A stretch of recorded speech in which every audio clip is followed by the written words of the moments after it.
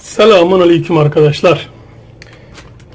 Çok şaşırdınız tabii ki. Et yok, kaşar peynir, işte kavurma, pastırma ve lavaş var. Şimdi diyeceksiniz ki ne yapacaksın? Zaten ben bunları konuşuyorum ama başlığa yazıyorum ya. Bir daha bunları konuşmayacağım. Vızt diye hemen geri alalım. Evet, dediğimiz gibi pizza yapacağız arkadaşlar. Pizzanın malzemeleri kaşar peynir, tel peynir aldım. Cheddar peyniri çok farklı kullanacağım. Pastırma, kavurma, mısır, ketçap vesaire falan fişman istediğinizi koyabilirsiniz. Pizzanın sınırı yok. Şimdi gelelim yapılma olayına. Burada yapmayacağım. Mangalın başında yapacağım. Arkadaşlar 2 tane lavaş alacaksınız. Bunu BİM'de çok rahat bulabilirsiniz. Birincisi, bir tane lavaşı böyle koydunuz değil mi? Hop, cheddar peynir.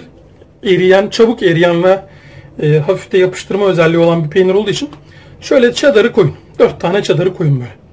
Ondan sonra lap diye bunu koyuyoruz üstüne. Bunun üstüne ketçap süreceğiz. Sonra malzemeleri çeşitli koyacağız. En sonunda kaşarı yapacağız. Ve bunu nereden yapacağız arkadaşlar?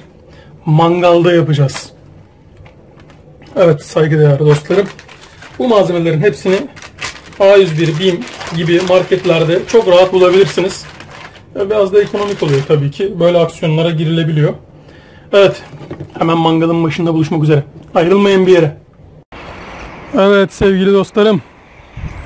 Şimdi geldik pizzamızı yapmaya. Ne dedik? 2 tane bazlama işi bitiriyor. Hemen lavaşın altına, yani lavaşın, pardon 2 tane lavaş işi bitiriyor. Hemen bunu böyle kapatıyoruz.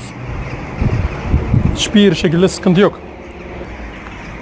Sonra üstüne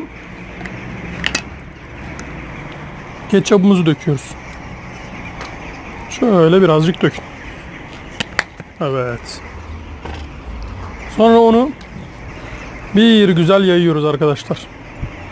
Şöyle güzelce yayıyoruz.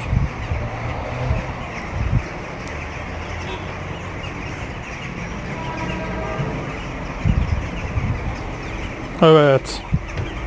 Onun üstüne tel peynirimizi seriyoruz.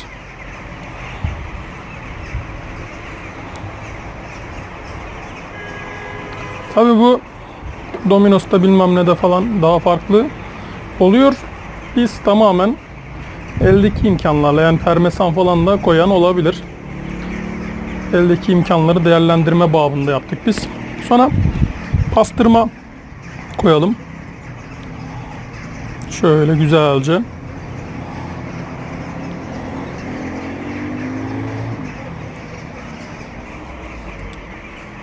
Kavurma koyalım. Pastırmanın bir tanesini de indireganlı yaptım.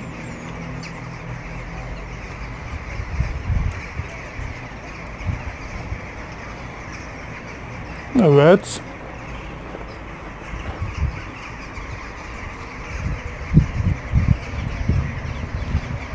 Tabi akşama kaldık arkadaşlar. Böyle bir organizasyonu, diyelim ki işten geliyorsunuz ve de mısır. İşten geldikten sonra kendiniz böyle ailecek birazcık kendinizi şımartma babında yapabilir. Ya da hanım kardeşlerimiz de mangalı yaktıktan sonra kendileri de yapabilir. Şimdi evet geldik mevzuya. Birazcık yaklaştırıyoruz ve şunu şuradan artık kaldıralım. Bu üstündekiler biraz ısındıktan sonra kaşarı ekleyeceğiz. Zaten bütün malzemeler pişmiş. Biz sadece erimelerini bekleyeceğiz. Ve arkadaşlar şunu biraz yaklaştırıyoruz. Şuradan birkaç tane köz alıyoruz. Şöyle külü düşsün alta. Bakalım. Bu da olur. Bunlar bize ısı verecek. Şöyle birazcık yaklaşalım. Ya da yaklaşmayalım ama böyle kalsın hafiften. Şimdi şu da şuraya doğru gitsin. Tamamen üstüne gelmesin. Alttan üstten her taraftan sıcaklık gelmesini istiyoruz. Ve kapattık. Şöyle bir 5 dakika bekleyelim. Ondan sonra açıp güzelce eridiyse kaşarını ekleyelim.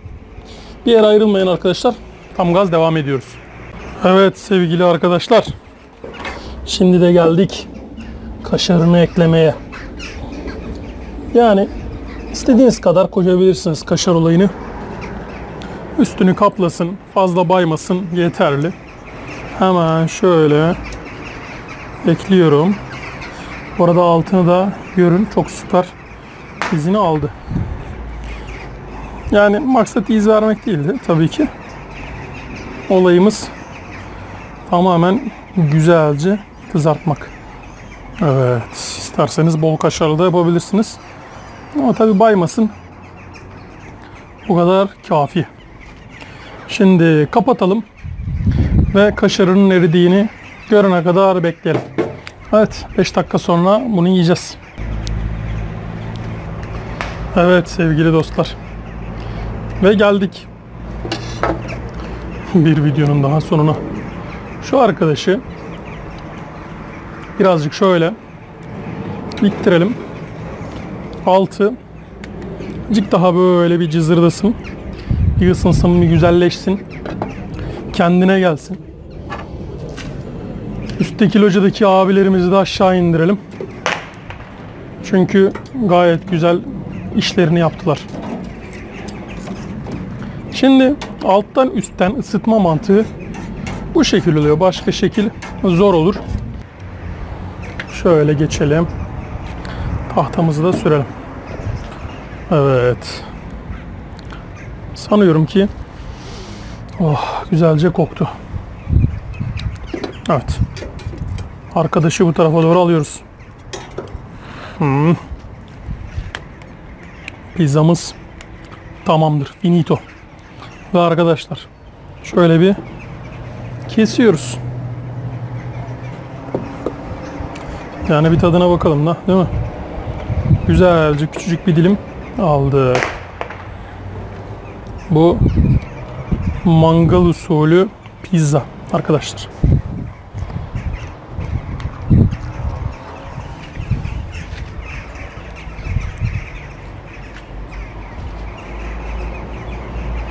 Uzaklarda aramayın arkadaşlar. O yanı başınızda. Lezzet burada. Evet arkadaşlar, bir videonun daha sonuna geldik. Umarım faydalı olmuştur. Umarım beğenmişsinizdir. Beğendiyseniz like atmayı ve halen de abone değilseniz lütfen abone olmayı unutmayın. Bir başka videoda görüşmek üzere. Kalın sağlıcakla, bay bay.